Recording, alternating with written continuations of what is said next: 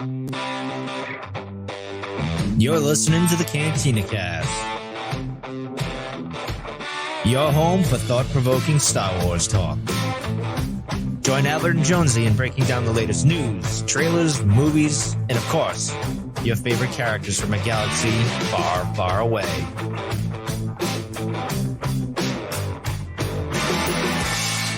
Hello, everyone, and welcome to the Cantina Cast. My name is Albert. This is episode 358, The High Republic, Light of the Jedi, Part 1.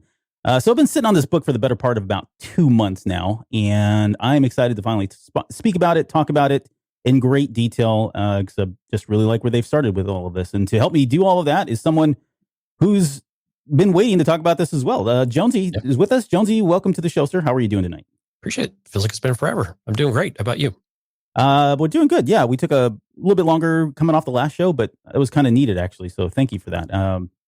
The extra 2 days actually helps. So we're recording this on a Tuesday when normally we would do this like on a Sunday night. But yeah, doing really good. There's been a lot of talk here, a lot of chatter about the High Republic. We had some pretty good response and feedback from the show that we did last week on that. So hopefully people found that helpful. And yeah, there's just a lot going on with Star Wars, which I didn't think we would be here, just 2 years ago. I thought this was the end. We don't have anything in sight. Think about that. Yeah. But yeah, so the way let me kind of preface the show also, we're doing something just a little bit different. So normally, and Jonesy talked about this about, coming into this book, whether or not we want to change the format. And I think we're going to change it just a little bit. And if you've been with us the last probably year, it's probably not too different than some of the other shows that we've done. So it's not completely different. But normally we would go in and just talk about some of the big high points, focus on some of the characters, that kind of thing. And while we're still going to do all of that, we thought it would make sense to kind of go through this in sections at a time, chapters at a time. So the way we're approaching this, and we're open to feedback too. If you guys like this, please let us know. If you'd like us to go back to the old format, we can certainly do that as well. But I thought we would just try to go through this. And so we're chunking up the first 8 chapters together. And we're going to step through the chapters and really talk about the highlights of each chapter and some of the bigger boulders in the story as well. We'll do the traditional stuff. We'll ask questions and speculate on certain things. Some of this stuff, it's kind of hard to speculate because we already know what's going to happen in the novel. But certainly in the bigger grand scheme of story, there's plenty of stuff, I think. Well, there's plenty of stuff to speculate at that point. So, but yeah, that's kind of how we're doing it. And we're going to get right into this. So, and I do have a visual also. So in a minute here, I'll throw a visual up. Of course. We need to keep ourselves honest about not about talking about what we're seeing, because that's sometimes not the greatest thing when you're listening to a podcast show. Right. But yeah, let's talk about the High Republic. I want to talk just about how the Light of Jedi. I keep interchanging those because it was the only book I had for a while, and I just kept calling it the High Republic, and it's really the Light of Jedi. But I want to talk about the Light of Jedi, and specifically how it was doing in terms of just reception and sales. And there's some really promising things here. Now, overall, and I'm going to give you my opinion of just how I'm seeing things through my lens and that sort of thing. And Jonesy, I want you to chime in because I know we don't always follow the same circles, and we certainly have our own different individual group of friends and people that we associate with. But overall, it's been I can't remember a novel that has received this much praise from so many different people, and not just Star Wars people, right? It's being covered by lots and lots of media outlets that have really nothing to do with Star Wars. I mean, you think about Forbes magazine; they'll dip their toe in it. But when's the last time Forbes covered a novel, right? And that's my point. It's just got so much exposure, and that was all by design. But if you look at some of the we'll get into the sales in a second. But I would say overall, the reception that I've been privy to has been overwhelmingly positive, and a lot of praise has been given to Charles Soule and his writing style and the characters he's brought and that sort of thing. So, what about you? What are the people in your dark circle saying about the book? I think it's something similar. It's very much and we talked a little bit about last week, that Charles Soule's writing style has translated from comics over into the novel world really, really well. And it's not as a presumptuous of style as we've seen in some other spaces where the authors, jump to another medium where they have a very high profile project and they want to prove how smart they are and prove how much they know. Right. And Charles Soule, it's just very natural. I think it's been great. And so a lot of the reviews I've heard, you're kind of in this if you were to do it out of 5 stars, kind of this between 4 and 4.5 stars. And that's a really good place for a novel to be, especially one to get you jump started into really kind of a new galaxy for us that we don't have a lot of knowledge. We know things about it, but it's at such a different stage that you have such a blank slate to go from. And I think that's really helping it. And I think people are, from what the conversation I'm having, people are really going into it with a lot more open-mindedness than they typically have. And I think that's by design.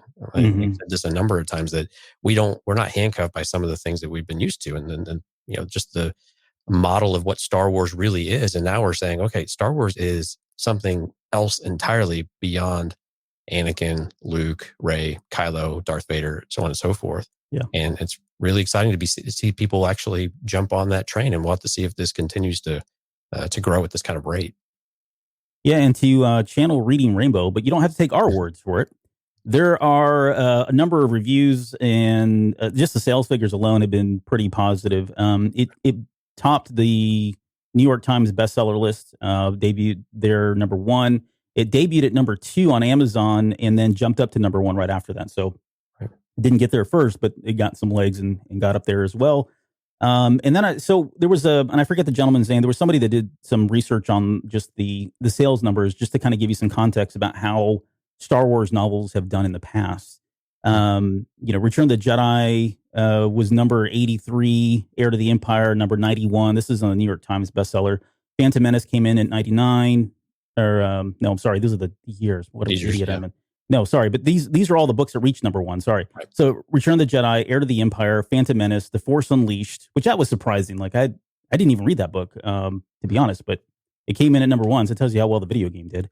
The Force Awakens, and then Thrawn Alliances. That's it. Those are the only books that ever reached number 1 on the New York Times bestseller list. And Heir to the Empire is probably the one that I remember the most. Although the Phantom Menace was probably up there as well, just given everything that was selling and doing so well, and the mass marketing that they were doing with the Phantom Menace when it came out. But yeah, I mean, it's in pretty good company in terms of bestsellers. But even if you think about like some of the more recent titles, with the exception of like Thrawn Alliances and maybe The Force Awakens, but that's tied to the movie, there really hasn't been a novel that's been released like this that has gotten up this high in the sales charts and did so well out of the gate. Right. And we're still early in this book's release. We're about 20, 21 days in. Mm-hmm. But if you go look at Amazon right now in its category, so this is more the sci-fi type of category, it's still in 5th. But number 1 is the audiobook of the audiobook version of this. So it just tells you how popular it is across different types of multimedia as well. And we're hearing there's a lot of great reviews about Mark Thompson's performance of this. Is actually the first one I've read in a while and didn't listen to first, and then went back and read, like we did with Last Jedi and Rise of Skywalker and some of that. So this was really interesting not to have a voice telling me the story and all of the visuals with it. I think Mike had some constructive. Does Mike ever give some constructive criticism though? But anyway, with Mark Thompson's performance on some of it, but Mark Tom, he's a god. Yeah. Put it out there. But yeah, it has its a little bit of staying power. New York bestsellers, they always drop off the charts pretty quickly unless they're really, really big titles. So a presidential memoir or Harry Potter or something like that will stay up there forever. But for Star Wars books to stay and really, maintain some of that, and I think overall it's like a number 200 or something on Amazon. But have that kind of staying power after a few weeks for a Star Wars novel is a pretty big deal. And that's actually a really good sign. Yeah, no, it definitely had legs there when it first came out. Mm-hmm. And to be fair, I think it was up against like Obama's book is what I think it debuted at number 1, and then it finally overtook that book on Amazon anyways. And then so for what it's worth, if you follow Goodreads, right, that's kind of like I'm going to call it the Rotten Tomatoes of book reviews. Right. But it's currently sitting at a 4.21 on Goodreads after 2,300 ratings. And that puts it, if you look at all the books, for Star Wars books, and there are a lot of them out there, and there are many Star Wars books that have thousands upon thousands of ratings. It is up there in the very top in terms of Goodreads book reviews. It's right up there with like Lost Stars. It's better than Bloodline. I'm just thinking of other books that we talk about a lot here. Tim's Honor probably all up there too. Yeah, it's a great company. Yeah, I mean, it's higher than Heir to the Empire. In fact, all of them. I think Last Command may be a little bit higher, just slightly higher. but it's above those. And then for most Star Wars books, to kind of give you context, they fall into like the 3.5, the high 3.9, 3.8 range, generally speaking. Right. And those are like the good books, like the okay books. And some of the books that are just kind of usually fall around 3.5. So that kind of tells you where it's at least in terms of the people that are reviewing it. So it's not an anomaly by any chance, right? I mean, it's a pretty good book. And last thing I just want to say before we get into the book itself, the last thing I want to say about the reception for this book and why so many people have had an interest in this book and why so many people are writing great praise about the book. Because I've heard feedback of, well, we've got all these great books and legends. And that's very true. There are a lot of great books and legends. There are a lot of books that I would rather not have read and spent my time reading in legends, but I did anyways. There was a lot of fluff. Yeah. There was a lot of fluff. But the thing is, you got to remember, like, this is very smart of what Disney's doing. There's so many years that have passed for a lot of us that were hardcore Star Wars fans and we grew up with legends and stuff. We keep saying this, and I don't understand why it's not sticking with people. There's a whole group of people, a whole new group of people that are being brought into Star Wars. They've seen these movies, they've seen the sequel trilogies, they've loved the sequel trilogies beginning to end and find nothing wrong with them, right? That's not us, and that's not me, but there are people out there. There's a lot of people, like there's more of them than us. Right. And what they're finding is, man, I love Star Wars. I want to know more about Star Wars. Well, if you go to the traditional, cut from the old cloth Star Wars folks, and they're going to say, well, what books can I read? It's our natural instinct to start throwing out Legends books. But I'll tell you right now, you start throwing out Legends books, and it is so overwhelming for people because there's so many of them. And then you got to get into, okay, well, who's who, where's what happened to this? Their context is based in Disney Star Wars, right? So they've got to adjust for all of that. And it's a deterrent. Like, I'm not saying they're not good books, and I'm not saying there aren't people that go out and want to read these books, but you throw something like this out there, and it's an opportunity for them to jump into more Star Wars and do something that they love to do, which is read without all the other, I'm going to call it baggage, but it's not really, there's a negative connotation there, but it really is. They don't have any of that baggage that they have to come in with. They have a clean slate to jump into something and really get their feet wet in Star Wars lore and, in reading and getting more out of Star Wars than they did just from the sequel trilogy and just from The Mandalorian and just from, the Clone Wars that they saw last, season, that sort of thing. So we got to keep that in perspective. There are a lot of people that are looking for something like this, and this is an excellent, excellent start to that. You can compare it to the Legend stuff, and you can say which is better all day long, but at the end of the day, this is a great start for somebody that's looking to get into Star Wars, and it has a lot of potential here. And it's got 3 years of storytelling, so it's not going away, right? I mean, we've got plenty of story here to keep them entertained. Right. And look, we're going to get to that point relatively quickly. Yeah. We're going to have a lot of content out there. But if you stick to the main storylines, I think it's, like you said, it's going to be a great jumping in point, and you're going to be able to get that core main story. It's like when you play an MMORPG, you have the main storyline, and then you have all of the side quests that go around it. Yeah. And people really want to know and follow that main quest line all the way through without having to necessarily read all of the other stuff. And so that's, I think, a great opportunity now that we're going to have, is that we're going to have this interweaving story, and then have a lot of supplemental things that are across different levels of reading, and be able to give us a really well-rounded idea that just intertwine with the main story and just enrich it that much further for people like you and me who have to know every little detail about everything. Right. Yep. You got room in the encyclopedia brain, right? Oh, yeah, just barely. I'm having to filter stuff out, like tear out old pages that just no longer want those around. There's all right, so let's talk about the novel itself. I know we kind of talked a little bit already, so I don't want to belabor this too much, but in terms of our overall impressions of the novel, I think you and I both agree the writing style was great. It was an easy translation. It was an easy lift right off the comic books. I would say even better than the comic books, because you got more than just the lines and the dialogue, which was, we tend to find pretty heavy in comics. But yeah, I think the writing style was great. I think all of the characters that they introduced, while I will agree that some of the characters really didn't have a lot to them yet, and I'll make the point that I made last week, is this is a long game, right? This is a long run. This is a marathon. It's not a sprint. So, and we got to change our mentality. We got to change our mindset around how we're coming into some of these books. It's not a one and done, bang, hopefully there's a sequel. There is a longer arching story that's been put together for all of these characters and all the story threads that you're going to see them go through, that, we are only going to get bits and pieces of it. We're not going to see all the layers exposed. We're not going to see all the character depth out of the gate. I think if you objectively look at it, all of the characters have plenty of potential to get there. Now, whether they execute on that and whether they execute on, these books continue to be really good is a whole nother discussion and history will tell here very shortly. But it's a great starting point. And do you feel like they name dropped a little too many or too often though? So names of Jedi and things like that at least those that survive, do you think they still drop too many in for us to start with, or it's okay? This is where you just sprinkle these things in from here and there. They don't really weigh on the story a whole lot, and we'll come back to them and we'll touch on them in some other ways. Or is it just too much for you? No, okay. So that was, and that's what thank you for bringing that up, because I did have that problem with the book. The first reading, it was a little hard to grasp who was who should I be focusing on, right? And that's why we did that show last week, was to kind of help narrow that scope a little bit more and weed out some of the other characters. Not that they're not important, not that they're insignificant in any ways, but there was a lot of names being thrown at us, and not just the Jedi, right? The Jedi were certainly ones I was hyper focused on, because okay, this is Light of the Jedi and that sort of thing. But there were all these other just crew members and ancillary characters that were, we're going to talk about chapter 2 or 3, where we're talking about the two characters on the space station, right? I started reading that chapter and I'm thinking, oh, okay, I got to pay attention. And then you get to the last page and, oh, well, they're dead, right? And so sometimes that did throw me off, and it was hard to keep track of all of that. I think about halfway through the book, though, once the great disaster is over, things get very a little bit more focused, a little more fine-tuned. And it was a chance. We talked about this too.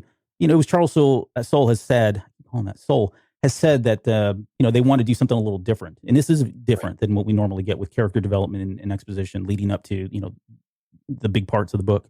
But yeah, I think it's fair to say that there was a lot of names thrown at us, maybe too much too fast. But I think after the second time you've read it, should you go back and read it again, it becomes very easy. And I think the other thing that helps is reading all the other related material, right? Reading the comic book, or reading the children's book, which I'm going to show you pictures of tonight, because it's kind of retelling of the first half of the book. That all kind of helps to keep all the characters in line and keep the faces and names in your head. So there is some help there. Yeah, let's get to it, man. Let's start this. Okay. Get this thing on the road. Let me share my screen here. And that's Charles Soule, right there on the right-hand side. And just think, if he had a beard, he would be amazing looking. He pretty much looked like you, actually. Oh, is that why you're saying? Yeah, okay. I get it. I didn't say it. You did. Yeah. Okay, we're going to talk about the prologue. And so now I don't want, a quick mention about the slides and the pictures that I'm showing here. It's not meant to be, everything we talk about is going to have slides, just to have something up. There's some things in here I thought, well, it'd be good to show a picture of it, so that way you can get a visual of some of these people and the ships and things that are happening as well. Let me give you Reese's comment real quick. He says beard power. So yeah, another beard bro right there. Okay, so let's get into the prologue. It opens up with a very interesting prologue. It's not very long. It's just a couple passages.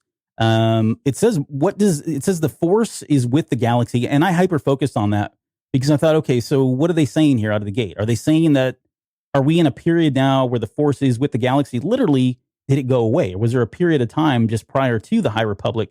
What did that look like? Was it the Sith? Was it someone else? Was it, do you think there's anything there? Do you think there's a prelude here? And you got to remember, we've got 100 years, right, prior to where this novel starts, that still is in the High Republic era, that are maybe yet to be told. Maybe they're alluding to that. I don't know. What do you think? It's always possible. I looked at this more as momentum. So we're at this period of peak momentum for the entire galaxy and for the Republic specifically. And we are going to equate that to the Force and to the light side, and the Jedi in particular. Everyone's at their pinnacle. And we see this in the characters in the book, throughout the book. They view the Force as and the light as interchangeable products. And everything that's happening positively in the galaxy is because of the Force. This is what the Force wills.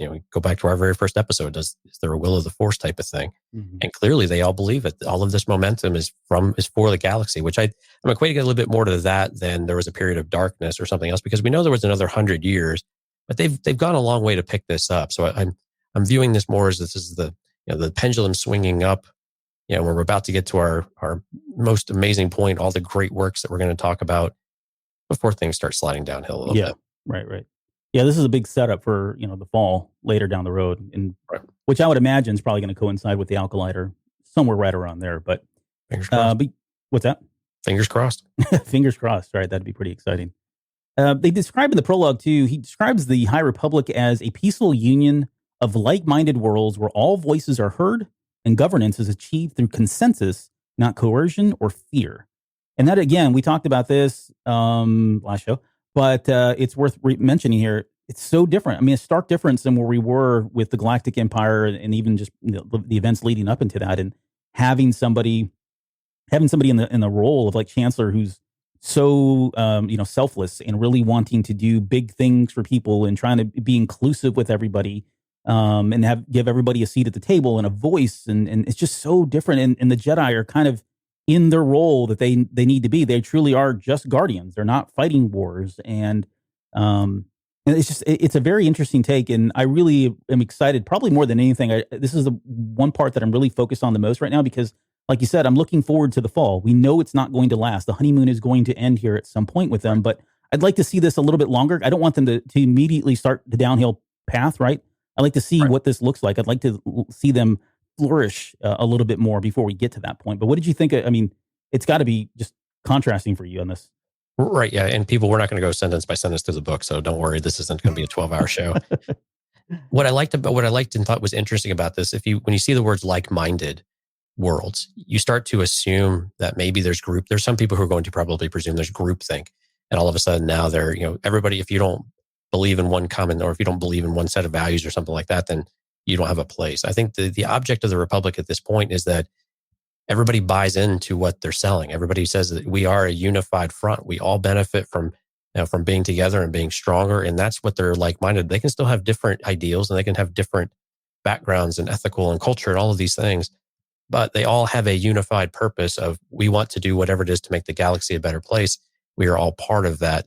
It's not going to, any one of us doesn't contribute something more than another. And we all benefit from this by being in this, in this Grand Republic. So I think those words right there are the ones I settled on and really focused on when I saw that, and tried to, especially if you go through the rest of the book, you come back and read something like, this is why I like rereading the book, breaking it down like this, is that you get these extra meanings things after you've got all of the context behind it of what you can apply to it. Yeah. Yeah. And that's a good point, because throughout the novel, they do he does a very good job of reinforcing this. And I will say this with the other books as well.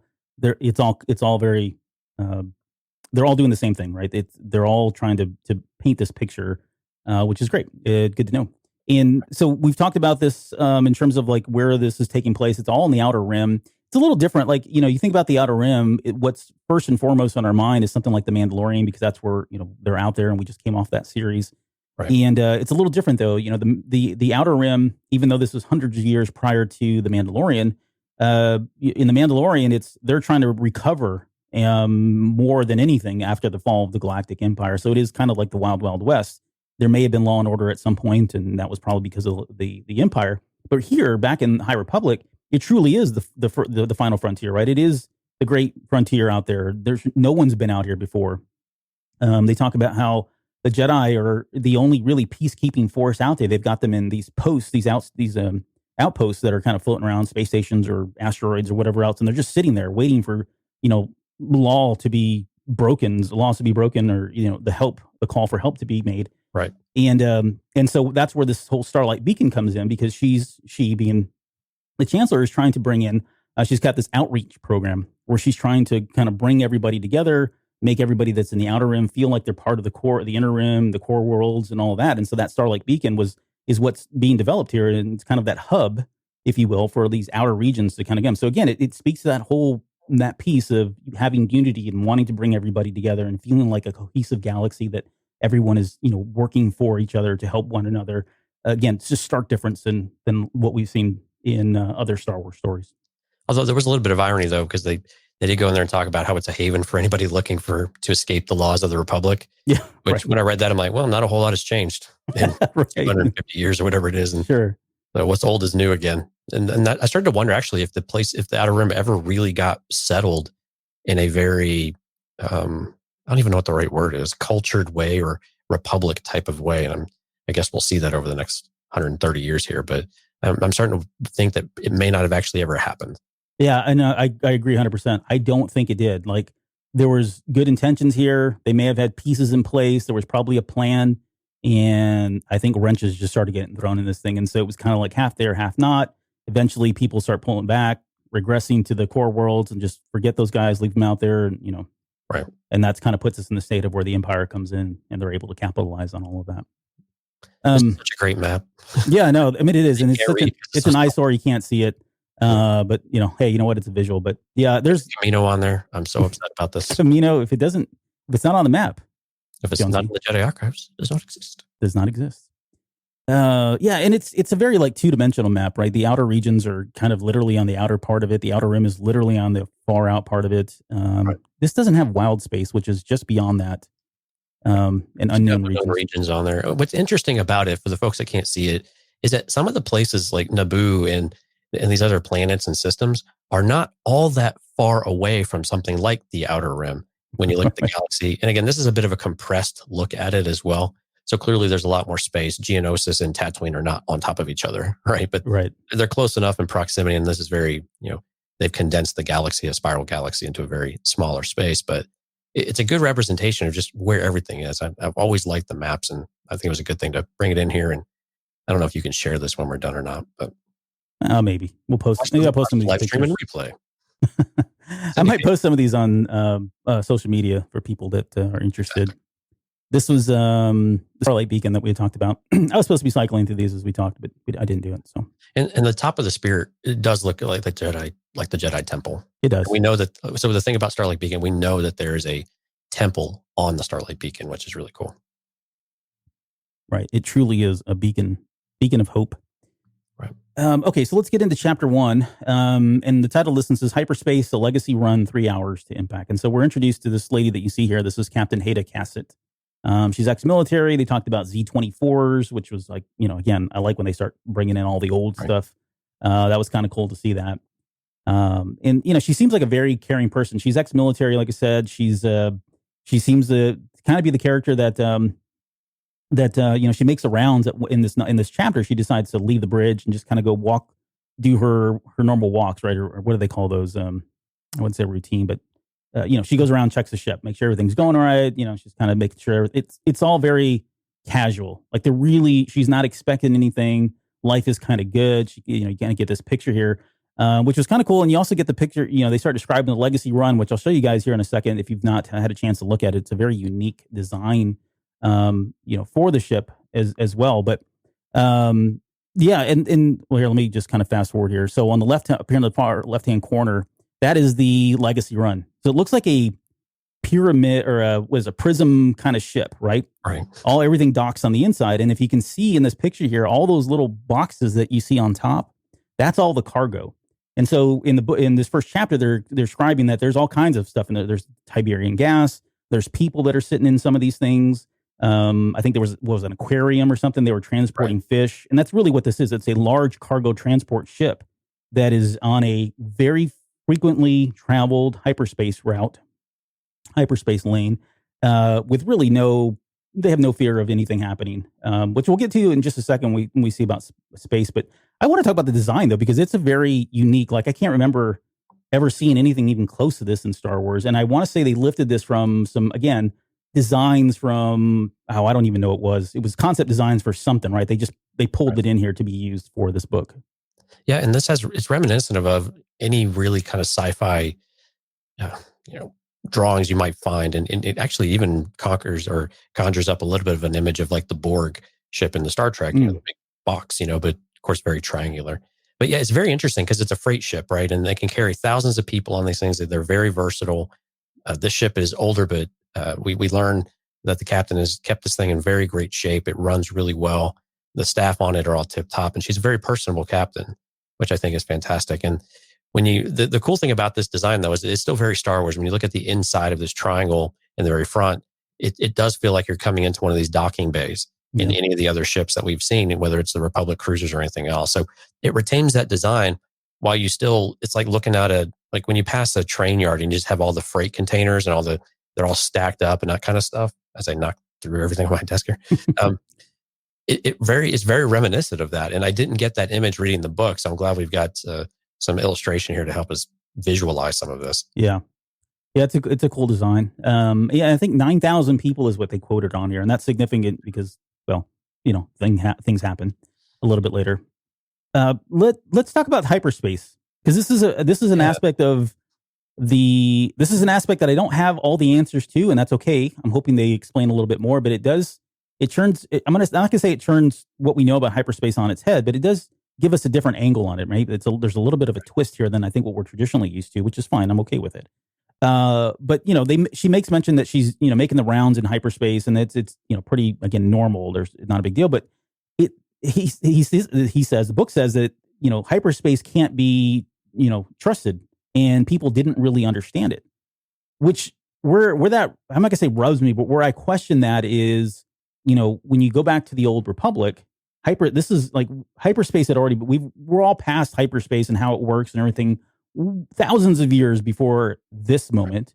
And although this is kind of talking about it as though it is kind of like unexplored and they don't really understand how it works, or it can't be trusted. And maybe, and something that kind of reinforces that is we don't get any mention of astromech droids, right? So for anybody that doesn't know, that astromech droids are literally like the RT units had all of the hyperspace lanes and charts and star maps all programmed into them, and that's why they had to plug these guys into the fighter ships, because for whatever reason they had to hold those, and the ship couldn't. So that was how they got around. You think of like L337, that sort of thing. All these droids had it. And here, they don't have those astromech droids. What they have are something called navidroids, and they seem like a lesser version, or I guess a lower tier droid. And I may be reading too much into this, but they were known to miscalculate routes. So you had a droid that was supposed to calculate your hyperspace route, but they weren't always, reliable. And sometimes you would get a miscalculation, which, you could end up flying into an asteroid and, whatever. I was going to quote Han Solo, but I'm not going to do that. But yeah, was this, am I picking up on something here that this is a little bit different take on hyperspace, and that maybe it isn't, what we would expect? And do you think they were doing this because they had to set up what we find out later on with the Nihil and what they're doing there? And again, I don't want to spoil too much just because we're just getting started, but yeah, what's your thought on that? No, I agree. It was very peculiar the way they described it. It was, you notice it right away that you can't trust it. And again, does this start to legendize officially the old Republic type of stuff? We already knew it wasn't quite canon, but it seems like we're even further away from canon with it now. But yeah, it was very unique in that you can't trust it and no one understands it. You knew we were setting up for something. We actually got a lot more delivered in this book than I thought we would have, actually. But it was very peculiar. And I think we said this in the last couple of weeks here, was that it doesn't seem like they're very familiar with it. Not all the hyperspace lanes are mapped out. These still feel like very new, maybe not technologies, but maybe the routes that they're going, while they're somewhat tested and tried and true, there's still an amount of risk to it, to where people aren't taking it for granted like we see in the original trilogy days, or in the modern Republic, if we want to call it that. So it is a unique take on it. And I'm actually happy to see this. I'm a little concerned that it's still only 130 years before our era, and we're still figuring this stuff out. but it's cool that we're able to at least get a view into it, and we're going to get some things explained to us. And now we have to have some things explained to us because of where the book goes in the end. Mm-hmm. Yeah, I'm almost wondering if in that 3-year plan there's not some major breakthrough. And maybe it is the invention of the astromech droid, or the technology that's behind it, and that kind of sets the stage for where we get to in the next era. But yeah, and that's actually good. I mean, it adds a level of suspense and danger, I guess, more than we just take hyperspace for granted now. When we see it, it's like, oh, they're going to hyperspace, they'll be there whenever the plot allows them to be there. That's the funny thing about hyperspace. But yeah, this kind of does add a level of danger with it now. So there's some people that are a little upset about that, though, because they view this as, Han Solo in his, if we might go through a star if we get the coordinates wrong and things like that. And as we go through the novel, we start to question how true some of that stuff is. And I don't think it's untrue, but we'll decipher some of that as we get to it. Yeah, that's a good point. Subsequent episodes here. And so they're, she's out there, she's talking to a bunch of kids, and there's a great moment there where she runs into a little boy named Serge, who becomes more important later on. And I honestly, I'll tell you right now, I did not pick up on that the first time I read it. Again, because there were so many names. When I got to Serge later on in the book, I was like, okay, this is a Serge character. It didn't even dawn on me that it was the same Serge character from chapter 1. So if you were there with me, please say so, because I feel like an idiot for that. But yeah, this kid he stands out. And again, it's just it seems like fluff. She's talking to the kids and trying to be a good captain. And suddenly there's an alarm. She heads out back to the command deck, and realizes that there's something in the hyperspace lane. Now, this picture is from the kids book, the 6 to 8 year old kids book. But it was interesting because they did paint this, and it's hard to see here, but it looks like a ship. And in the book, it doesn't really give you a lot of details in terms of what they're about to run into. It just says there's something in the lane. And of course, she's like, that's impossible, right? It's mathematically impossible for something to be in the lanes. And they really have no time to divert or anything else. I mean, they can't slow down. And so she grabs manual control, and tries to pull the ship out of ramming into whatever this thing is. But I will say again, like if what we're seeing here on this screen and what was in this little kid's book is true, this is the first time I think we've seen whatever was in the lane. There's probably more description here if this is, again, was indeed what Soul wanted it to be. But it looks to me like some kind of a ship of some sort. Yeah, it does. And what's confusing about it, though, is it just sitting there, or is it going at a speed in hyperspace just slower than what this ship is encountering? Right. Because otherwise, how would she? I mean, I know dramatic effect. I'm not dumb, but being able to steer around it, it still have to have something resembling the same rate of speed in order to have the time to do it. Otherwise, you would have just gone right. You would holdo maneuvered it or something like that. Right. No, I think that makes sense. I like that theory more, that it actually is moving maybe at a much slower speed. I don't know. There's probably some minimum speed or something that you've got to get to in order to stay in hyperspace, but that would make more sense where they had 10 seconds, because 10 seconds feels like a long time when you're traveling theoretically faster than light, or whatever it is. You'd have to have seen that thing thousands of miles ahead or something, but yeah, I'm with you there. But nonetheless, this is what it runs into. And so she grabs the controls. You can kind of see her in the bottom right-hand corner, and she tries to manually steer around it, which she does successfully. I think she just barely braces or nicks it as they're going past, and saves a collision from happening.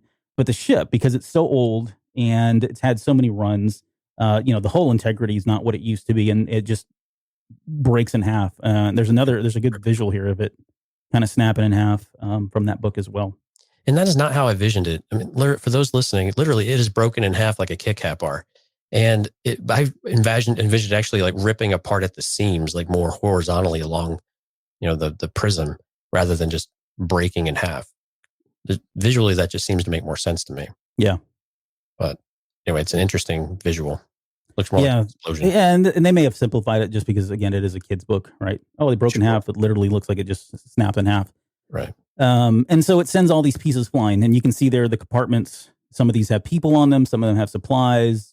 These become the objects that start entering into, the system, the solar system for them, and the Hetzar system, and become all these death objects, right? That if it impacts a moon or a planet or anything else, it's going at such great velocities that it's just going to destroy, obliterate whatever it hits. Exactly. So this becomes a real threat, right? This is the Great Disaster, or the Storm of Death, as it was called in the novel as well. Okay, let's get to chapter 2. And these are not pictures of them, but just so that we can have a visual. So chapter 2 starts off the Outer Rim, the Hetzal system, 2.5 hours to impact. And we're introduced to two characters, Mervyn and Vel Karen. And again, these are the characters that I thought were just going to, I didn't realize that they were going to die as fast as they did, which is okay. But they're basically scan techs, both of them. One's a third class, one's a second class. Mervyn is a Maryland, so it's kind of like Luminara as well, right? It's the same race. That's actually a picture from the Old Republic, SWTOR. So had to get that one in there. Is that your character? No, I don't actually have. I've never even created this race in SWTOR, but it is available if you want to. And you get the sense he's like dreaming about this girl and a waitress at a bar, and there's just some little great exposition in there about what he's looking to do and getting off work here soon. And all they do really, their whole job, their whole lot in life is just to kind of watch that star system and check for things coming in and see, what's coming in, what's going out. And this happens, the Great Disaster happens to catch their eye. It comes into the radar. They see suddenly all these objects that are flying in at great velocities, and they're debating about what they should do. Like, do we need to, is it an attack? Are they ships? There's no thrusters, so maybe they're not ships. They're not sure what's going on here. And by the end of the chapter, they decide, okay, we need to evacuate this space station. But before we go, they're going to send an alarm, and we'll just send out one alarm, literally like an alarm saying, hey, hyperspace is or the galaxy's in trouble. And then once we get on a ship and we're out of here, we'll provide more detail there in terms of what we saw and what we expect. Well, they never get around to that, right? The ship blows up or the space station blows up. And so all they have now is just this very general, broad, hey, something's wrong, everybody's in danger kind of alarm with not a lot of specific detail. It's a very small chapter, and I know I kind of breezed through all of that, but it was significant in just kind of, again, setting up the stage for what was going on. And this is where I feel like there's some weight here with their death, even though they were characters that we were introduced shortly.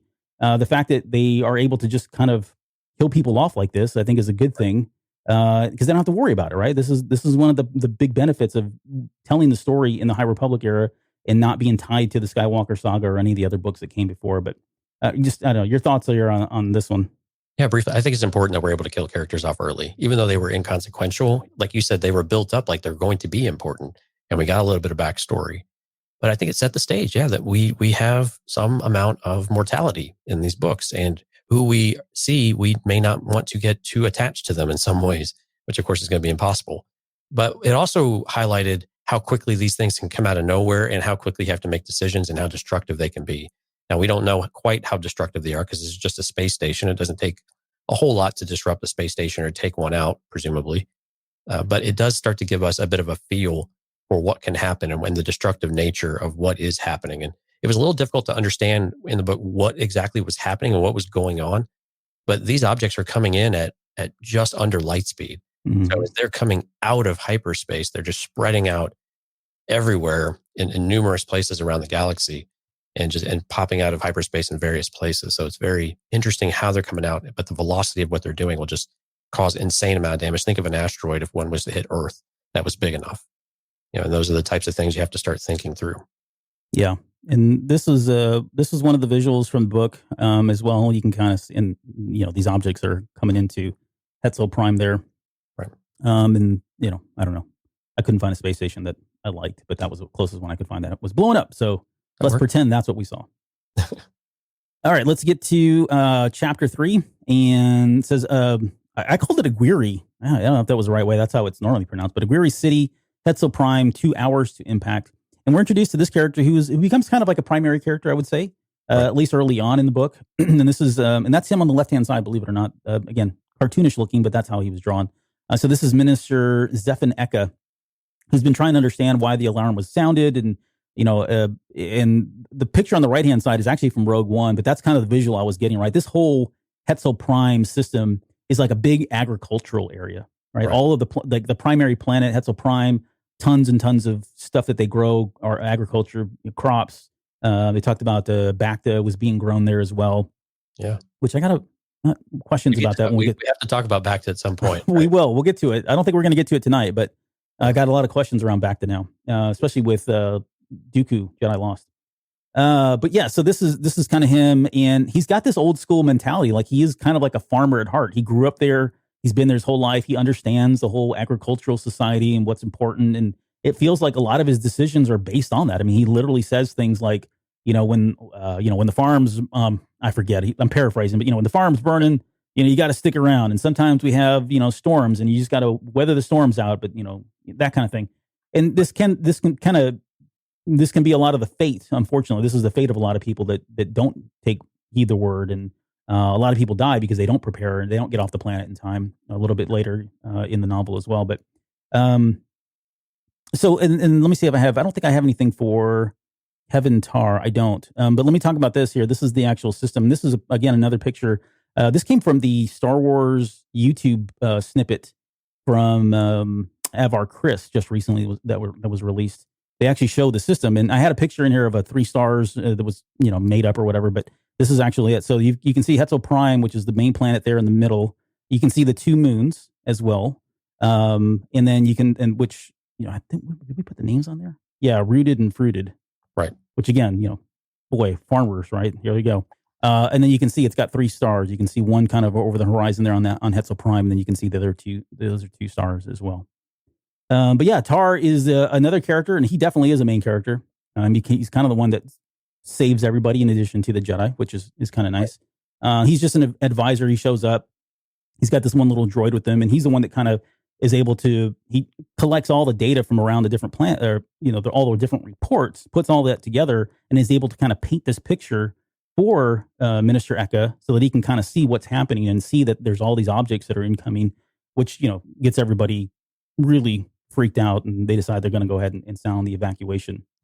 Right. So they sent out, go ahead. Yeah. And just to touch back on Eka. So Eka is going through this, and he's, like you were saying, he wants to stay there. He doesn't have enough information. He's hesitant to make a decision about what they should do because the galaxy is at peace. And in chapter 2, we get a sense of the galactic defense systems are much lower. They've cut defense spending and things like that. And because the galaxy's at peace, why do you need these things? The galaxy's not prepared for any kind of major assault, right? And that's where they're thinking things are right now. They don't realize that it's, what has actually happened, but they view this as an assault, and they don't have the mechanisms in order to handle it. They just rely on, local defense systems. They do have a bit of a core security type of thing. And then you have the Jedi in particular to come out and handle what can't be handled by those groups. So Eka has to get off his butt, and he's got to make a decision, but he's really hesitant to, because like you said, he's just, we've weathered all kind of storm. We'll weather this one too, until Tar starts helping him understand the gravity of what's happening, and that, no, this is a cataclysm just waiting to happen. And we've got to do something. We've got to get everybody out of here immediately. Yeah. No, that's a great point that I skipped over. So thank you for reeling me in there on that one. I was just reading Jeff's comment there. Kevin Tar is my dude. Yeah, he actually turns out to be I'm kind of excited to see where he goes, like how he shows up, and if he's part of the space station and all that too, as Starlight Beacon. Mm-hmm. Now there was two things about the message, and there were two variations of the message, and it was kind of unclear to me as to what was real. One was one paraphrase or something, but the two messages that we got, and one is in this chapter, and then later on there's a quote another message that is overheard from Eka. But the two messages are: nowhere is safe, get as far away as you can, and then the other one was a system-wide scale disaster in progress. All beings are immediately ordered to depart the Hetzel system by any available means and remain at a minimal safe distance. And so when this happens, right, everybody goes into kind of this freak out mode. And there's a really cool little story that's a sad story about this farmer that goes in, like, he's got a ship and he's going around just picking up anybody and everybody he can. He loads up his ship with like 582 people, and they're about to, kind of break into the atmosphere and get away. And suddenly the ship can't handle it. And the whole thing explodes, killing all 582 people, right? So it kind of paints this picture of, like you said, they weren't prepared for something like this. They weren't prepared for like a mass evacuation of their primary planet. And there was really no need to, outside of, some unnatural disaster. Why would they plan for something like that? And again, they're farmers, right? This isn't Coruscant or any of these other big major core worlds. They're not prepared for something like this. And so it had all the ingredients for a really tragic and catastrophic event to happen, given what happened with the ship that blew up.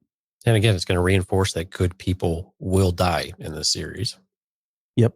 And the last thing we hear is, which I thought was really cool, like, and again, because this is my girl now, I'm saying that, but right. We get a message from the Third Horizon, which I don't know if that's the ship right there. I couldn't find a ship, but yacht, man. What? It looks like a space yacht. It does look like a space yacht. Well, hold on, we'll get to that in a second. But they get a message from the Third Horizon, which is the Republic ship that is being piloted, or not piloted, but commanded by Avar Kriss, so Master Jedi Avar Kriss. And she says, "This is Jedi Master Avar Kriss. Help is on the way." And everybody gets this sense of hope, right? Which is great, because you would think, with the Jedi as glorified as they are and as wonderful as they are in this era, anytime they show up, there's like, okay, there's really hope here. And we see that. I mean, there's so many examples in this book where the Jedi truly are this light, right? They truly are hope, and their acts are such, and their behaviors are such. And you gotta wonder how long that's going to go, though, right? So, but more on that when we get to the character I'm talking about. Right. Yeah, we're going to have a really good example of it here pretty soon. Yeah. So this is so we get into chapter 4. So Republic Emissary class cruiser, Third Horizon, 90 minutes to impact. This ship comes flying out of hyperspace, and as soon as it does, it starts deploying smaller ships, and we'll have a visual for that too. But we get the vectors and the long beams that start dispatching out of this thing, and they describe this ship as a work of art. And it spoke of like ambition, optimism, right? Wherever this thing went, this was like again another beacon of light, beacon of hope. The ship itself, it was really glorified. So I really kind of want to know. I hope someday we get a visual of what this looks like. But yeah, I had to go with the Starship Yacht for right now. Looks fancy. It does look fancy. Interesting enough. So normally Admiral Kronara is the one that is running the ship, right? This is his ship. However, again, speaking to everybody working well together, he's able to, acknowledge, okay, this is bigger than me, right? I'm not probably the best person prepared to, tackle this situation or put a plan together at this level, because there's things here that are well beyond what I can even control. And so he actually takes a step down. I mean, it's still his ship, but he turns over control of the ship and control over to Avar Kriss. To strategize and come up with a plan of attack or a plan of action, which I thought was really great, because it speaks to that level of, hey, you know what, we're all in this together. So let's, you go ahead. You're better positioned to do this than I am. I don't have an ego here. We're all one republic. Sorry, not to coin a phrase or be cheesy, but that's kind of what was happening here. Yeah, there's a very symbiotic relationship, I think, also between the Jedi and the Republic in general. And we see how integrated they are, and really just how much they represent the Republic as much as the Republic itself. And like you said, there's no ego. There's no competition between forces to where there's something getting in the way of actually accomplishing what needs to be done. They all have one common goal. We are all the Republic. And we were force-fed this phrase over and over and over, of course, throughout the book. But it's very true in every sense of the way, in every sense of the word. Yep. So these are the ships that are launched. I think we showed these last week. Yep. Yeah. So that's the vectors over here on the left-hand side. This is what the Jedi fly. They're almost kind of like little bees, and I envision them flying around, like not at a normal, kind of similar to what we saw in Revenge of the Sith. Mm-hmm. Well, prior to that too, right? Attack of the Clones as well. Like, Vector reminds me of a mosquito. It does look like a mosquito. Yeah, you're right. I was going to say firefly, because that's probably a little bit nicer term. We think of mosquitoes of wanting to swat and kill.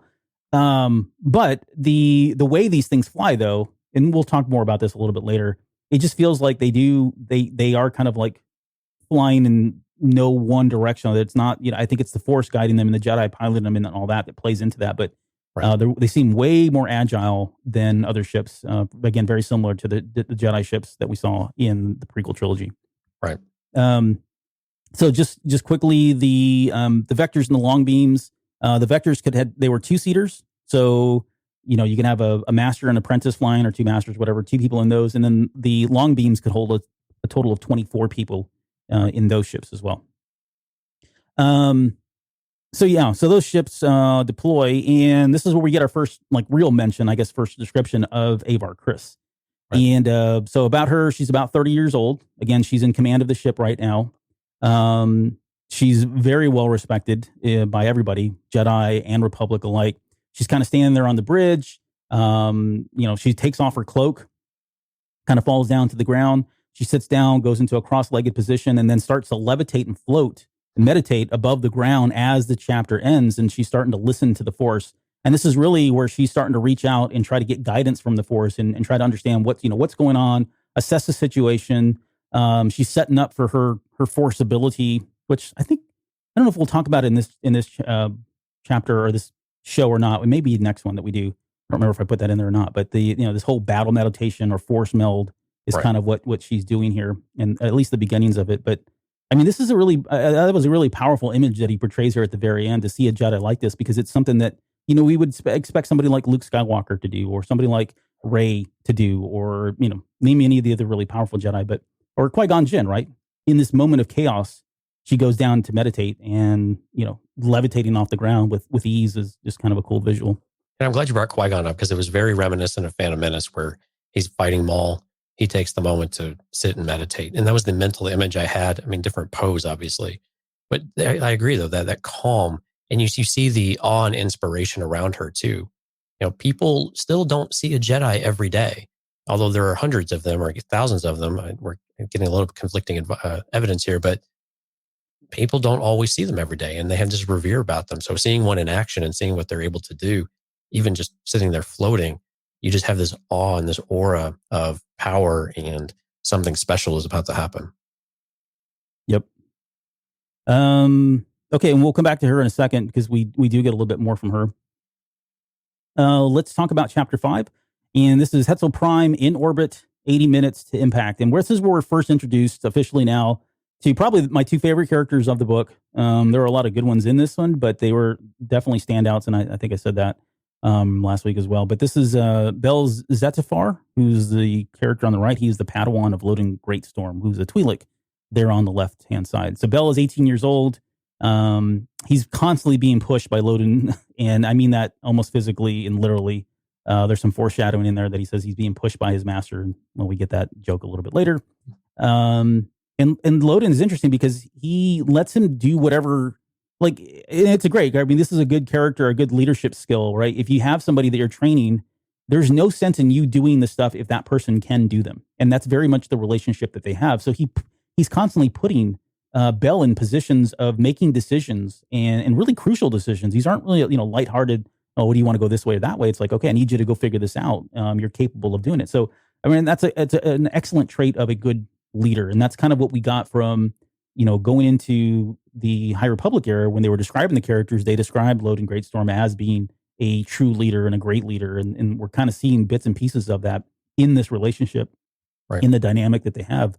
And then he also went so far as to give him what he called impossible tasks, and we kind of get one of those a little bit later in the book that are just and it's funny because Bel, he seems like he's able to do all this stuff, but he's not like, he doesn't see himself as like a Loden Greatstorm. He sees himself as just this normal, holy cow, sometimes I feel like I'm over my head in what I'm expected to do as a Jedi, and yet he comes through at the very end. So every time. So there's certainly a lot of development there that I think we're going to get, and it's going to be great to see him mature from the second guessing myself Padawan to the Jedi Knight that we'll eventually see her a little bit later, and I'm pretty excited about that. So, but what are your thoughts on the two characters before we get into more on Chapter 5? Yeah, it's great to see someone in a teaching form, in a teaching position, that's able to they know what their Padawan is capable of, and they're not going to hold them back. There's no ego again. It's all about their progression, about their path forward, and he's just ultra supportive. I mean, he works them to death. We start to get some of these ideas of how hard the regimen is. They're continuous improvement, and there's always something. He works start to finish. Very, very rarely is there a day off type of thing. But it just speaks to what Loden's work ethic is. But I think also to your point, what he expects Bel can do, and to be able to push Bel. And the path of a Jedi is to continuously learn in the Force and continue to build your abilities in order to do good in the galaxy. And it's evident when he, tells Bel to go find someone to save, and makes Bel use his ability to go out there and figure out what they're going to do. Because there's just so much going on. You got to pick something. There's only so much you can do. Go find us someone. Go, where's the greatest need? Right. Yeah. And it was so ambiguous, right? In terms of what they were supposed to do, is like, just pick anything really. And, listen to the Force, but that'll tell you kind of where to go, right, which is what he ends up doing. And there was a great scene when they dispatched from the Long Beam, and they're heading down the Third Horizon. Sorry, Long Beam blew up. Third Horizon, and they're heading in, and they're in the ship, and they talked. Again, this is where they talked about how agile the ship were, the vectors were. But it was interesting that we touched on this again, but they take their lightsabers and they plug them in almost as a key to start the ship, and that's kind of one. It's more than anything, it sounds like it's a deterrent from people jumping into the ship and taking, commandeering it, unless they have a lightsaber in some way. But we also get the sense that these ships are, they're not the fastest ships. They don't really have shields. They can be very deadly. They even called them unsurvivable at times, depending on where you're flying, that sort of thing.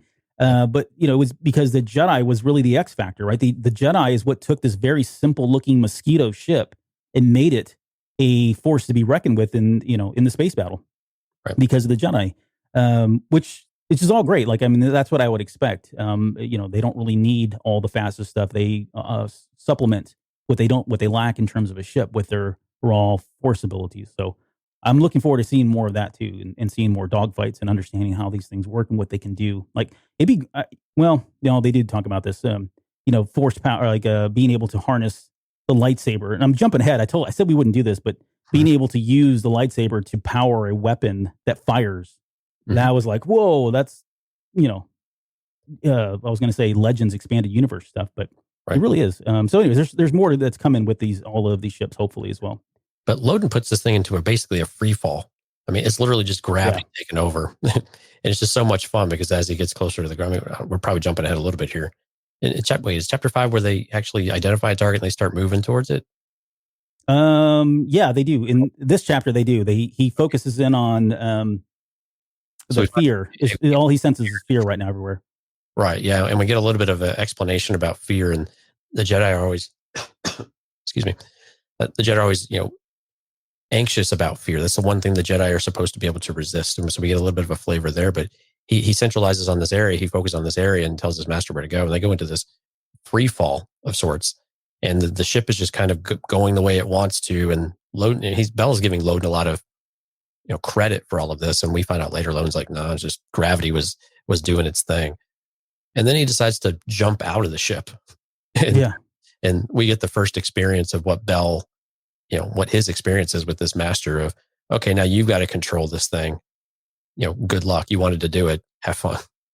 Yeah. And I had a visual. So and I forgot to include it in here, but it is, they do focus on a yacht, I guess, a spaceship that's like a yacht. It's kind of like in a shipyard, and there's guards that are guarding it. People or something, right? Yeah, something like that.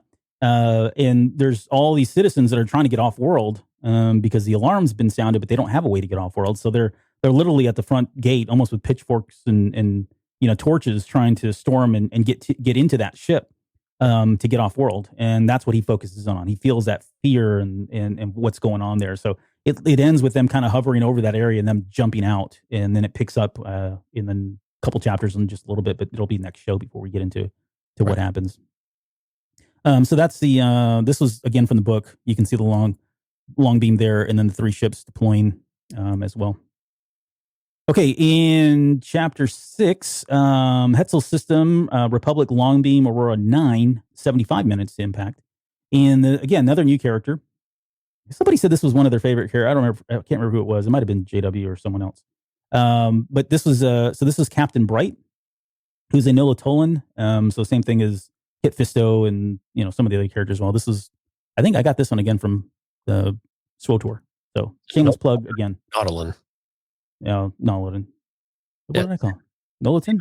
Same race as what was his name? The Jedi. Kit Fisto. Yeah, Kit Fisto. There we go. Yeah. Yeah. And then we're also introduced to Petty Officer Inamin, I guess, and Ensign Peoples, who are also aboard this long beam. And they are trying to target one of these anomalies that's kind of heading for the solar array. I don't think I got. Yeah, I don't know. I couldn't find a picture of it. Maybe it's not at all anything like the description, but there's a solar array that looks like a spindle, and it's got all these arms that are kind of protruding off of it. And then those have individual arms as well. And so you think of like this really long spindle, spiky thing, and all it does is capture solar power, and then it distributes that solar power out to the different planets and moons and everything in the solar system, because again, it is an agricultural system, and it's just a way to kind of provide constant, perpetual light to crops that need it in order to grow, right? So that's kind of the gist here. But they find this anomaly that's kind of heading towards it. They load up a ton, like 6 missiles in total, and they're just going to go to try to fire these missiles at the object to kind of blow it up before it hits the space station. They fire all 6 of these missiles. None of them hit, and they miss on all of them. And it was kind of a shot in the dark to begin with, and they kind of acknowledged that, this is really the only thing they could even come up with in such short amount of time. And so these missiles end up hitting the space station. Now they hit the arms, but the base seems to still be intact, and it's kind of in flames at that point. And so they assess the situation and realize, okay, there's probably people on board, although everything's really scary right now. Captain Bright's like, we need to go take a look at the space station, look for survivors. We're all the Republic kind of thing. Again, I think that gets echoed here a little bit later by Ensign Peoples. He kind of says that at the very end, that we are all the Republic. And so they feel like they have this civil duty to go out and try to save these people, even though, again, this is a doomsday scenario, and very likely people probably didn't survive because of the impact of the anomaly hitting that spaceship.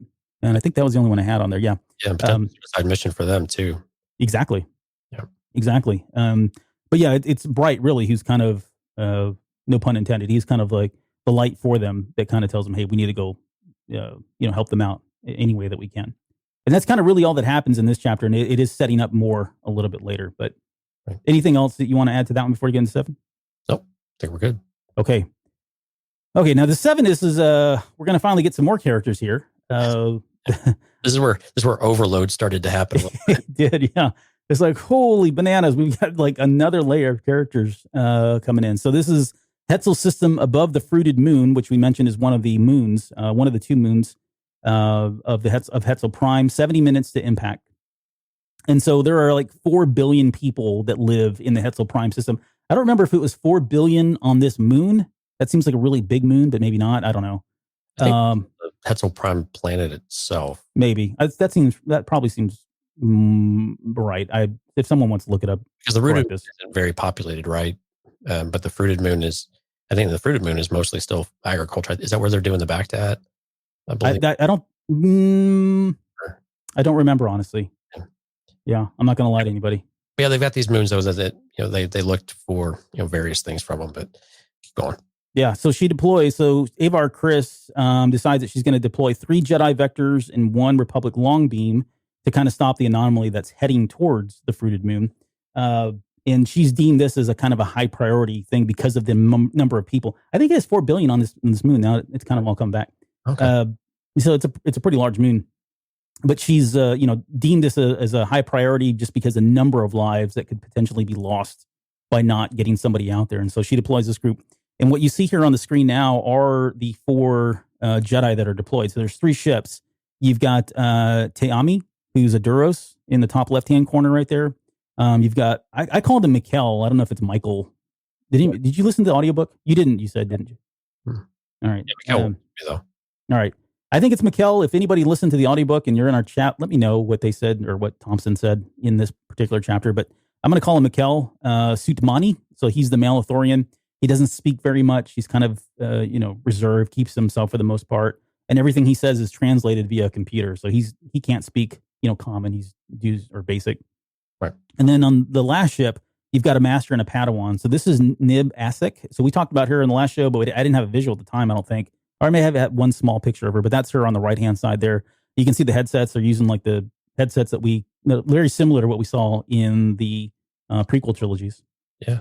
Yep. And so Nib she spoke Shiriwook, and then, which is, her Padawan is Boryaga, and he doesn't, and we talked about him as well, but he's, a Padawan, doesn't speak any kind of common, only speaks Shiriwook, is kind of really doesn't like to be around big groups of people. A lot of it is because people don't understand him, which makes complete sense, right?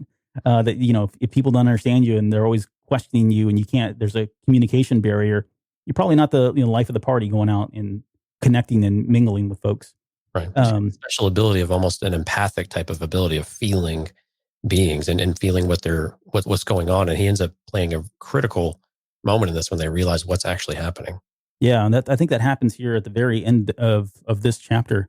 And you've got what was really cool is, these guys deploy, and we pick up where we left off with Avar Kriss, and she's now floating, and she's going into, and I'm going to call it force meld. Again, it seems like force meld. It could be battle meditation. There's probably some variance there. It definitely feels like they're pulling from Legends material in that. But what it does is she acts as like the central hub for all of the Jedi.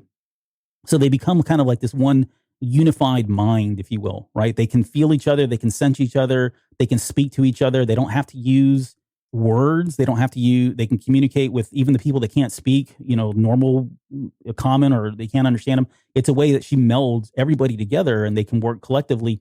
But it's a little bit more than that too, right? It's not just the communication piece, but there's also, she ramps up everybody's powers, right? They can hyper focus their Jedi powers and harness them as a single source to do something, miraculously that one individual could not, right? So it's almost like they're aggregating all of their force powers and able to this. So this is a really cool concept, and I love the fact that we're seeing this in canon now, really, because I think, again, we've seen this in Legends many times, but this whole part of it was just fascinating to me when she went into this. But your thoughts, I guess, on what's her ability and kind of what was getting set up here for a little bit later.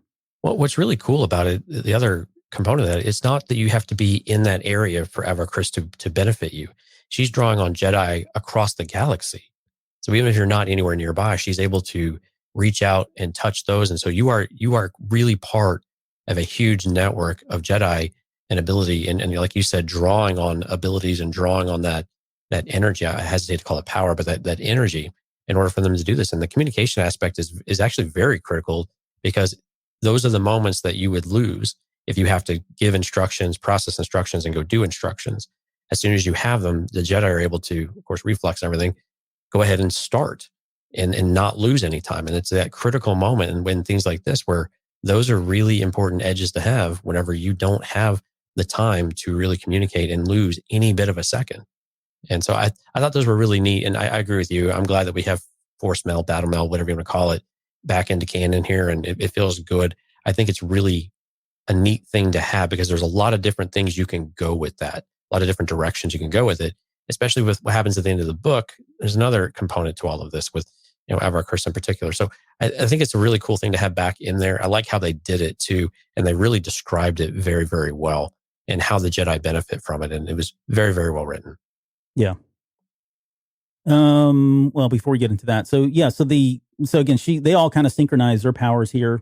And, so Taiyami tries to take control of we skipped over the characters. Was it Josh and Pika Adrin? All right. So these are your everyday run of the mill contractors. And it's funny because they're prominent characters in the book. And I'm wondering if they're going to become bigger characters as the story goes on. I almost think of, I hate to say more like, what's her name? Kelly Marie Tran's character. Ugh, drawing a blank now. From the sequel trilogy, right? She was supposed to be this kind of maintenance worker and, really kind of a nobody, if you will, that turns into somebody. And well, of course, we didn't see that happen.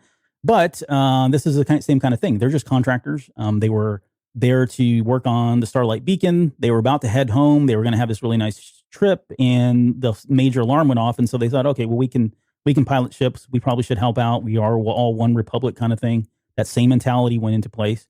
And they decided to go back and turn around and help. And so they get drafted basically to go fly this long beam with these three Jedi, and to go ahead and try to stop this one cargo that you see here floating around. Right. And so for both of those, they realize, okay, we're just piloting the ship because we don't have anybody else to pilot it. And so the Taiyami goes ahead and takes over the targeting system. He takes over through the Force the ability to fire shots. All they got to do is really just fly it. And he's going to fire, and they're going to fire upon this one box here to kind of blow it up before it hits that moon. Right. We get more of them, using the lightsabers to start up the ships themselves. Right. And as they're about ready to kind of fire, they're all kind of coming together as a group of four, if you will. Boryaga is really having a problem. He's completely stressed out about it. He hears there's something bothering him about this, and they kind of brush it off as like, oh well, he's just a Padawan, and there's a lot going on here. He's probably just stressed. Why don't you sit this one out? And there's no shame. Go ahead and just take a seat. We got this. And it was after that he was able to disconnect himself from that. He realized that he was able to reconnect with the problem that he was sensing, and it was that in this box, it wasn't just materials or cargo. These were people in this box. And spoiler alert, this is where Surge is, right? That little kid that we mentioned. He's in this box along with a bunch of other people and probably kids and everything else. And so that's kind of where it stops, because they're like seconds away from firing when he pulls the trigger, pulls the hold stop, and says, "Don't do this." There are people in that, and that kind of ends the chapter there. Right, but this goes back, I think, to Avar Kriss too, with when that message does come out, she senses it because you got this network going, and even though he's pulled out of that a touch, there's still enough of it when Nib Assek senses it. She's able to start communicating immediately to get people, and people start to feel that something is wrong, and they can visualize what Buryaga is feeling. And I think those are the things that are important to gather from that. These are similar force abilities that we're used to, but we're having them described in a bit of different ways of how Jedi can interact and just how much they can see between one another. I think these are really cool insight into how they're using the Force. Yep. Let's get to chapter 8, which is the final chapter, at least for today. And it starts with Avar Kriss again, right out of the gate. And we get to this is a Guiri City, Hetzel Prime, 65 minutes to impact. Jeff brings up a good point too. He says, I do like the idea that every second counts. And I think the way they structured the chapters really did amplify that. It was well done. It does give you a sense of, like you said, every second counts. And you see so much in so little time, how much does happen, which is, again, adds weight to the consequences and to the situations that everybody's in. Well, right. And we saw, there was a couple of seconds where they couldn't get a full message out and it mattered. Mm-hmm. Now we see the other side of it where they have just that edge and they can make a different decision and stop. Yep. So, yeah. It just shows you that fulcrum point, that just tipping that of any moment that the Jedi bring to the table. Right. So this is, there's an I do want to read this one because I thought it was great, but this is where we get that first sense that the Force is a little different. I want to be careful here. I don't want to say that it's different, that they've redone the Force by any means, because I don't think that's what's happened. I think that what they're doing is giving us a unique angle or something that we probably took for granted with the Force. And that's just how the different Jedi interpret it and what they do with it. And I think those are two independent things. And we'll talk about more about the second when we get to, who was it? Man, Elzar Man. Right. When we get to him, we'll get a different take on what they're able to do with the Force, but how they see the Force, I think, was unique. And I'm more interested in seeing this from other characters as well. But it says the Force saying to Jedi Master Avar Kriss, a choir that was the entirety of the Hetzel system, life and death in constant contrapuntal motion. It was a song she knew well. She heard it all the time, everywhere she went. And so she literally interprets the Force as song. And I've seen some people that have kind of like poked holes in this and said this is, it's silly, whatever. But if you think about it, you think about great mathematicians, right? You think about great composers. You think about great scientists or people that just have these phenomenal abilities. They see things differently than we do. And it's hard for us to wrap our heads around because we're not those people, right? These are the gifted, the very unique individuals. So really, this is nothing. I mean, they're just taking what already exists in our real world and giving a different angle and applying it to Star Wars. And so for me, it made sense. It's like, oh yeah, maybe she sees it as song. Others maybe see it as color, right? Maybe others see it as math, literally numbers. And this is where I want to see. I want to see other Jedi. I want to see how they see it explained in other chapters. And it doesn't have to be like, oh, let's do this character every, in this book. And now we're going to talk about this character. But if they can just do it organically, right, without really sticking in our face, I think it would be kind of cool to kind of see. But what did you think about the whole song piece of it? Because it does get used a lot, and there's a lot of analogies and terminology that's used in the way Soul's writing. And just for clear transparency, Soul's a musician, right? When he's not writing books, he's out writing music and playing music, and so this was his way to kind of bring what he loved into Star Wars. And I don't know, I like it a lot. Well, I think at some point what we might see with Kriss is how loud or quiet the song gets with abilities when there's something happening. So foreshadowing of maybe that, how loudly she can get it. I love this though, because you and I have talked about this all the way back to the beginning. We've been doing the show. I view the Force, and I've always kind of visualized the Force as a river, which is very similar to a song, is this flow that goes through it. And when something happens, you get a ripple. Mm-hmm. When you throw a stone into it, depending on how you can see it, how much you can slow it down, how in tune you are with it. When something disrupts the flow, you sense it and you can do that. And so I loved the song analogy or simile to that, because I think it's just really, it really resonated with me, so to speak, to where it fits the visual I had. And I'm a musician as well. And so it makes a lot of sense to me that people see it this way. And I agree with you. They see people who are artistic or people who have kind of a special insight into things see it completely different than the rest of us do. It's such a unique perspective. And I wish I had this. I don't, but it's a great, unique perspective that you can't describe it. And so, and the fact that they were able to come through and actually describe it a bit and give us a little bit of a descriptor and just to broaden that a bit is really, really interesting. And like you said, now we want to see it for the other characters. We learn a little bit about Elzar Man and some of the abilities that he has and how he approaches the Force.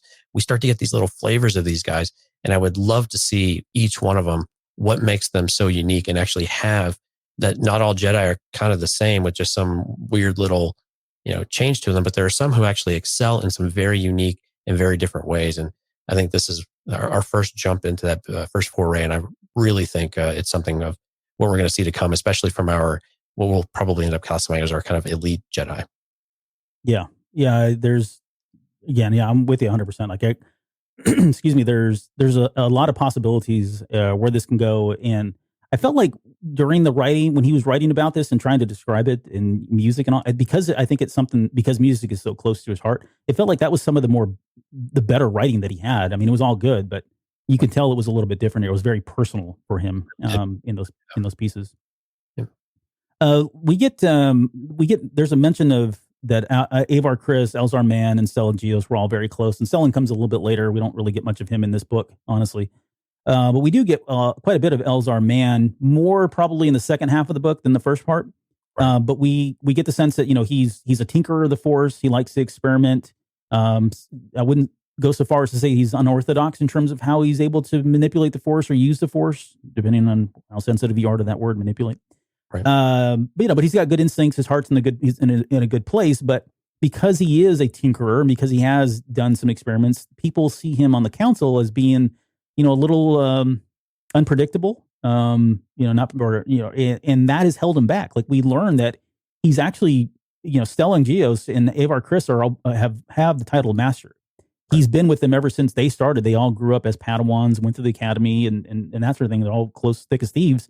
But he's still a Jedi Knight. He has not been given the rank of master, and there's a reason why, right? Because he's just, unpredictable, and he finds this frustrating. Right. And the reason I'm bringing this up, because I wonder, it even says he feels like it's unfair, right? That he's not been made a master.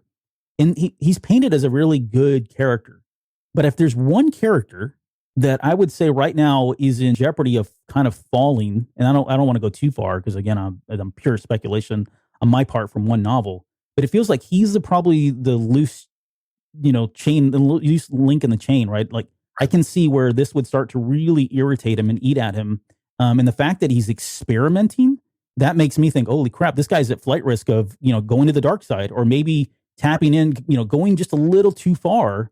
And you couple that, right, going down the dark side path with feeling like he's not being treated fairly and he's being overlooked, right? We get shades of Anakin Skywalker here. I just wonder if he is going to be one of the characters that either breaks away from the High Republic or the High Republic, the Jedi Order at this time, or worse, goes down a horrible path, or becomes, the prototype for somebody like a Count Dooku or one of the other characters that we know broke away from the Jedi Order, right? One of the Lost 20. Maybe he is one of the Lost 20 that we don't, that's never mentioned, right? So I don't know, your thoughts on that. Am I reading too much in that, or did you get that sense at all? No, because I think there was a bit of a clarification, if I could. He is speculating that is what is holding him back from being on the council, or being a Jedi Master and still being a knight. And again, I think that just reinforces your point of everything else we read here, that, is that envy? Is that jealousy? Is that, I feel wronged? Is this going to be, problematic? Are we starting to show cracks in the Jedi armor about how that's approached? And Dante in the chat is saying, this guy's like Qui-Gon. And I do sense it a bit like that, where he's not restricting himself to what we know of the Force, and he's willing to take chances out there. And I think at the same time, this is fantastic. This is what Jedi should be doing. And we get a flavor that when he learns something new, he integrates it back in with the Jedi. It's not kept for himself or anything like that. So we still get this great approach that when he does achieve something, they all learn from it. I would love to hear that they all learn from the failure side of it as well, so that we have another little call back to Last Jedi, a bit of contrast there. That would be neat if we get a better sense of that. But the setup that we have here and how he approaches it, while I get that impression, and I definitely had that thought right away, I'm kind of thinking that it might be a bit of a red herring, and we're not going to see that, because he'll be the one to come up with very unique ways to save the Jedi when maybe somebody we don't expect to fall ends up falling. Yeah, and I'm 100% with you. Like, trust me, I actually really like Elzar Mann. I don't have a problem with them at all. I think more, and I don't think it's a either or statement, right? I think he can still be all of that. I think he's going to be all of that. But if it's a course of, over the course of 3 years and however many years within the world or in this era that we're telling stories from, I don't know. I just think that there is a possibility. I'm not ruling it out. And I would rather him be more like a Qui-Gon Jinn, and I would rather him be the person that is doing really unorthodox things and saving people and helping people, and is never swayed to the dark side or never falls in any way. But at some point, somebody's got to fall, right? So something has to happen here, and there's got to be some conflict for these guys, because this is all about to go horribly wrong. And so, where does that start, right? Where are the precursor events that happen? Where are the keys, the players that are, the first cracks in the dam, if you will? Right, and I believe Avar Kriss gives us a little more perspective on it as well, where she says that, to his credit, Elzar doesn't experiment on the fly when the situation is critical. Right. going to. He's not a loose cannon or a maverick. Yeah. Right. He's reasonable. He's smart about it. He's reliable in that way. And I think that's the rub is like, when the moments matter, I deliver and it's there. But for whatever reason, whatever he is doing, and this is where I would love to get a bit of a Elazar man focus here. I don't know if there's a whole book there, but something that has a lot of him in it to where we get a lot of this feel for what his path actually looks like, maybe from a little bit younger through this stage, because we also know that there's a history with Avar Kriss as well in some way that we'll continue to explore throughout the book. But it's just something interesting. I think we'd like to see what that actually means, of if that is true, that the council is nervous about making him a master, even though he delivers when it matters most. What is it he's doing that make them so uncomfortable? Kind of like with, like you were saying, with Dooku in the Bogan collection. You start to see little things like that creep in, something like that. Or is this really just him exploring, and maybe the old ways are locked in with the council and they're a bit stubborn? Yeah. Well, we'll find out for sure at some point. Right. So this chapter, and we'll kind of wrap it up on this part here. It ends with Avar kind of, she's back into this force meld, battle meld kind of meditation state. And she's really, and again, this is great stuff because you get, this is the glory of the Jedi that we don't normally get in the canon books, for obvious reasons, right? But we definitely had it in Legends. But, she could sense, again, like you said, all the Jedi. She was connected with them all over the galaxy. She could sense Jorah Mali, who we'll talk about more in the next episode. She's going to be the person that's taken over the Jedi. She's taken over Starlight Beacon, right? She's going to be the main Jedi deployed to the Starlight Beacon. She senses her coming in, or she senses her at the Starlight Beacon. She can feel Jedi Master Skier, right? The Trandoshan that we've showed last week. She senses him. She senses Stellan Gios coming back from Inestia, which they mentioned that name, which is an outpost. And now I want to know, like, what was he doing out there? And maybe we get into that in another book or some off story, but that would be kind of cool.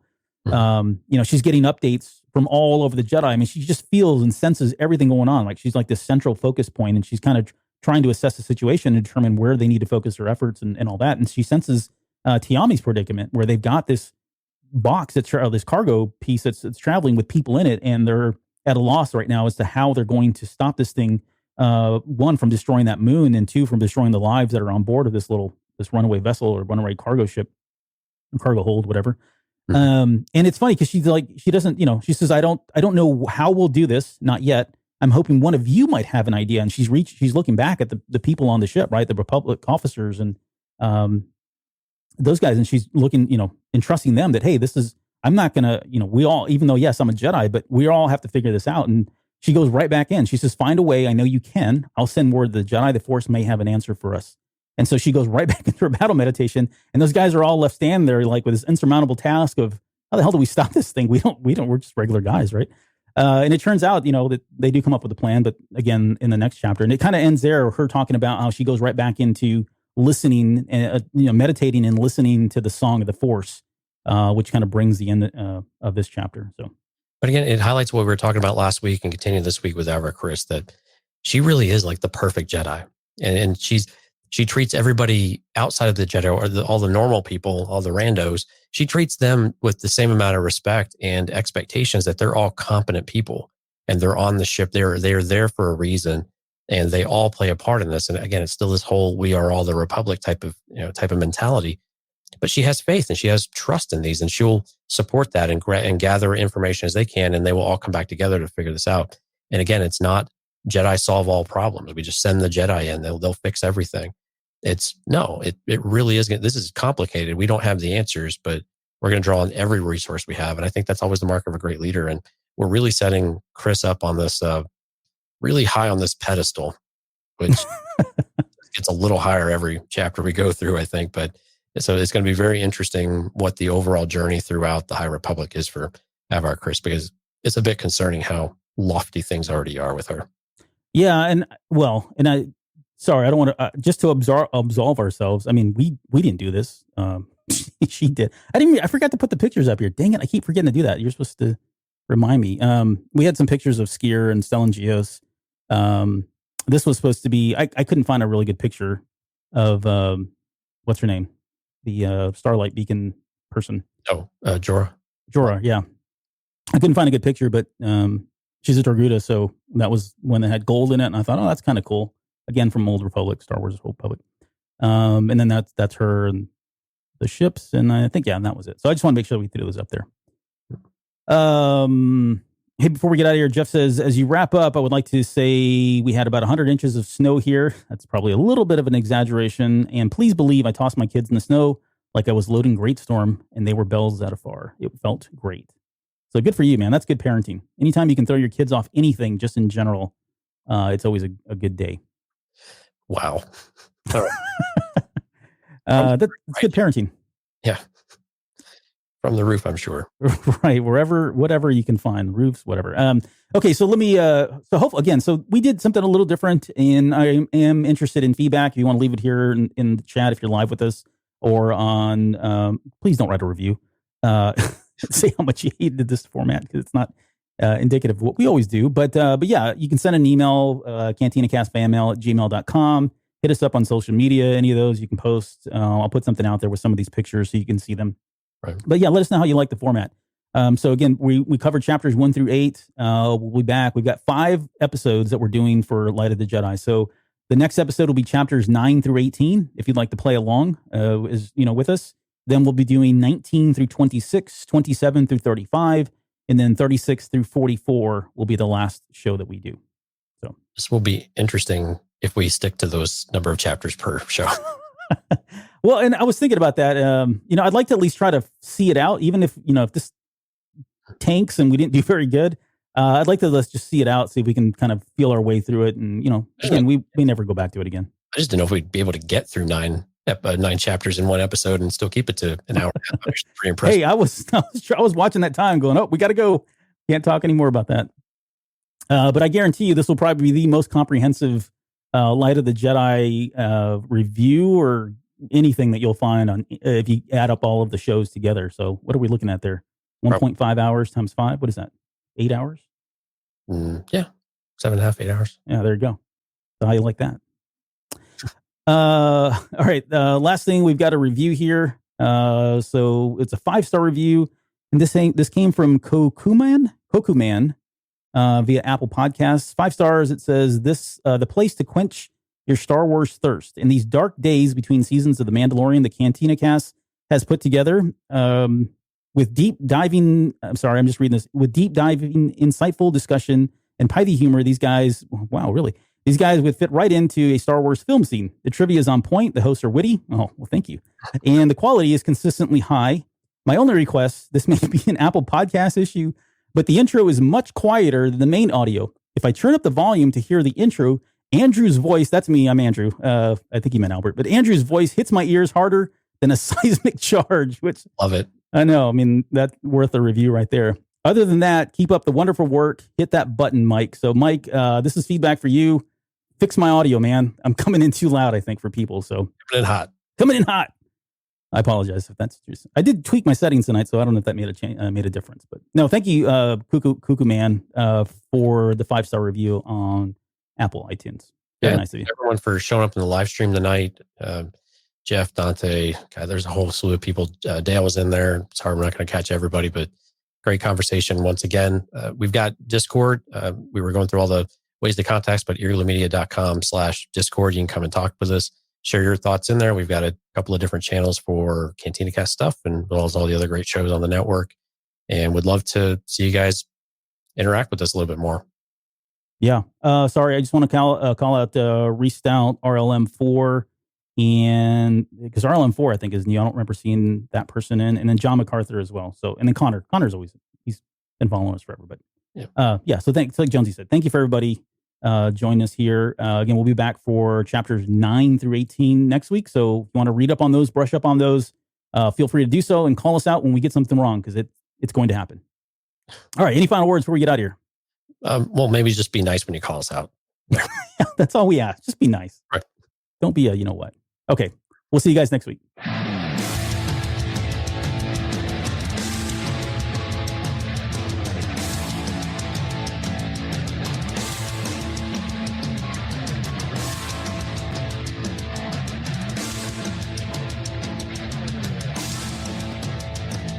You're still listening? Wow.